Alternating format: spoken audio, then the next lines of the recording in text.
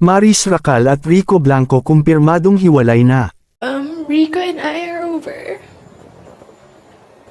So sorry, Maris.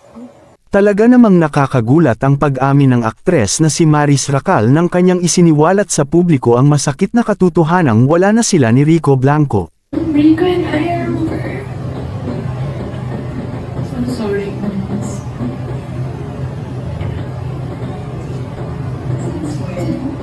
Isang malungkot na Maris Racal ang humarap sa media ngayong hapon at kinumpirma na naghiwalay na sila ng kanyang longtime boyfriend na si Rico Blanco. Nagsimula ang relasyon ni Maris Racal at Rico Blanco noong 2019 nang mag-collaborate sila para sa kantang Abot Langit.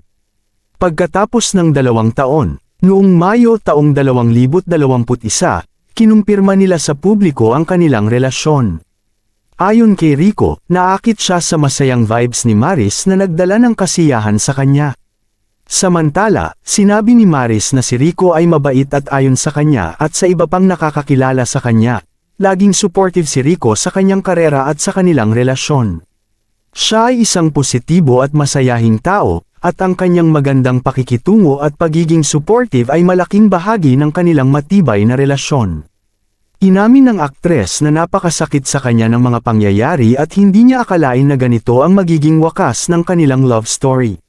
Sariwa pa sa kanya ang mga kaganapan dahil nangyari lamang ito noong nakaraang buwan, at may kirot pa rin sa dibdib na dinadamdam ng aktres. Sa ngayon, focus muna si Maris Racal sa kanyang career at mas pagbubutihin pa ang kanyang mga susunod na proyekto. Umaasa siyang bibigyan siya ng madlang people ng panahon upang maging masaya ulit at maghilom ang kanyang puso. Anong masasabi ninyo sa balitang ito? Mag-comment down below. Maraming salamat sa inyong panunood at huwag kalimutang mag-subscribe sa aming channel.